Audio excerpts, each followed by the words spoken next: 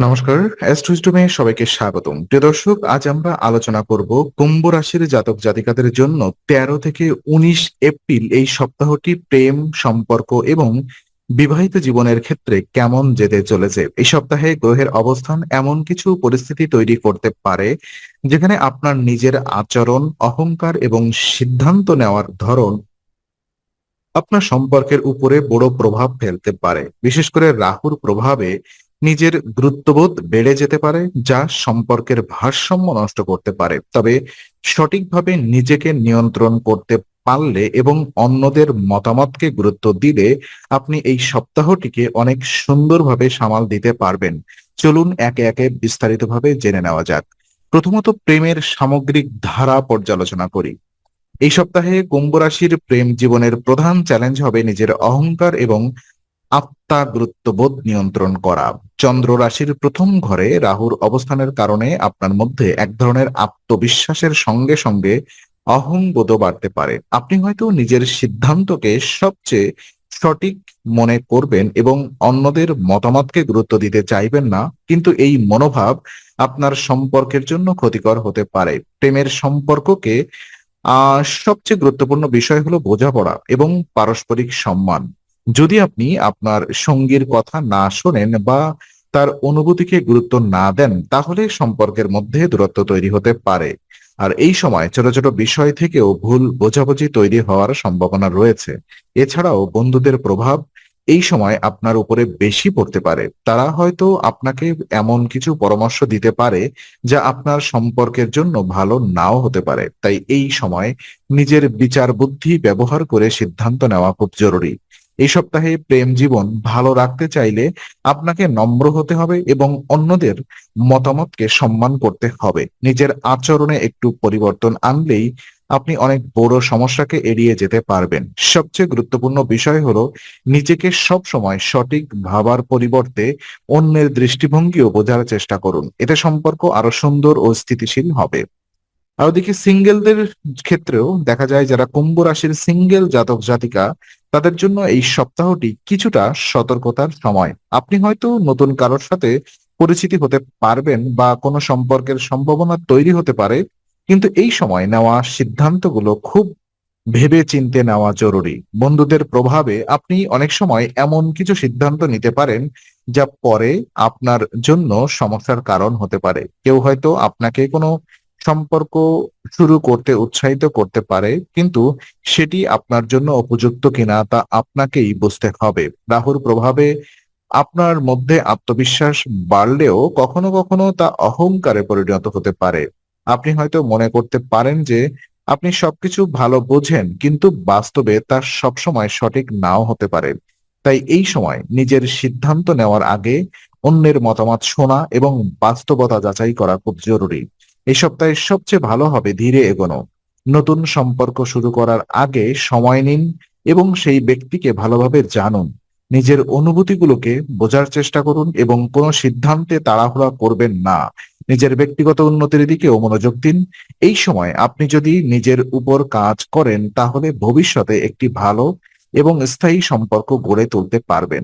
আর প্রেমে থাকা জাতক জাতিকাদের ক্ষেত্রে দেখা যায়, যারা ইতিমধ্যে প্রেমের সম্পর্কে রয়েছেন, তাদের জন্য এই সপ্তাহটি কিছুটা সংবেদনশীল হতে পারে। সম্পর্কের মধ্যে দূরত্ব তৈরি হওয়ার সম্ভাবনা রয়েছে, যার প্রধান কারণ হতে পারে আপনার নিজের আচরণ এবং অহংকার।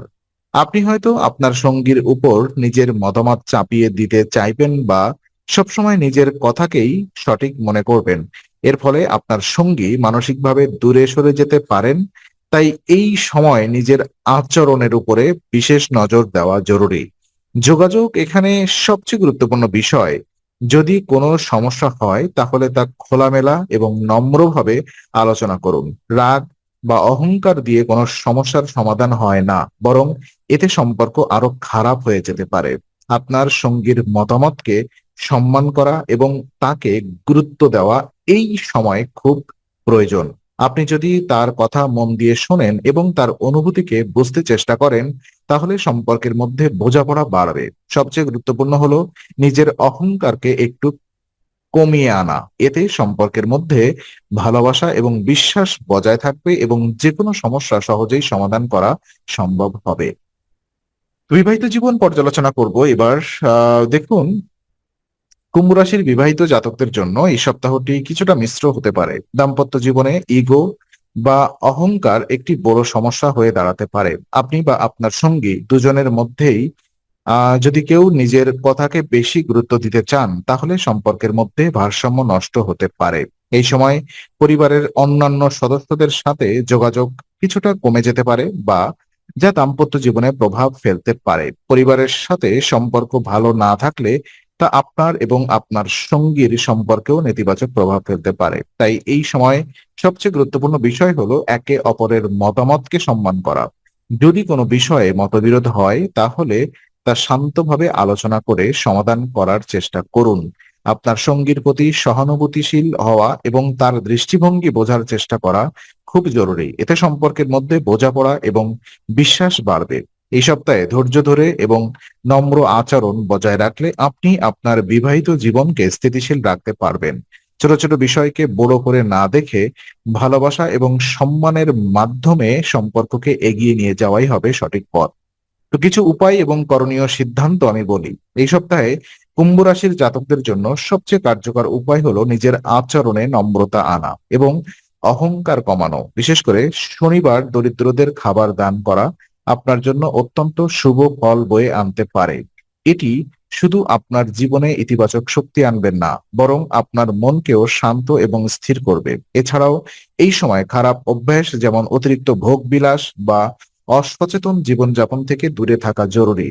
রাহুর প্রভাবে আপনি কখনো কখনো নিজের স্বাস্থ্যের প্রতি অবহেলা করতে পারেন, তাই এই দিকেও নজর দেওয়া প্রয়োজন। সম্পর্কের ক্ষেত্রে ধৈর্য বজায় রাখা এবং নিজের সিদ্ধান্ত নেওয়ার আগে ভালোভাবে চিন্তা করা এই সময় খুব গুরুত্বপূর্ণ। কোনো পরিস্থিতিতে তাড়াহুড়া করে সিদ্ধান্ত না নিয়ে শান্তভাবে বিষয়টি বিশ্লেষণ করুন।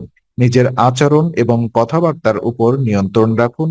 অন্যদের সম্মান করুন এবং তাদের মতামতকে গুরুত্ব দিন। এতে আপনার সম্পর্কগুলো আরো সুন্দর এবং স্থিতিশীল হবে।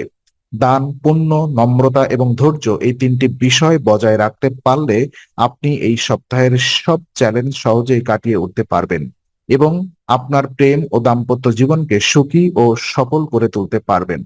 তো আজকের আলোচনা আমি এখানেই শেষ করছি। ভালো লেগে থাকলে লাইক, কমেন্ট ও শেয়ার করুন। আরো এমন ভিডিও পেতে অবশ্যই চ্যানেলটি সাবস্ক্রাইব করুন। আবার দেখা হবে, ততক্ষণ ভালো থাকুন, শান্তিতে থাকুন। নমস্কার।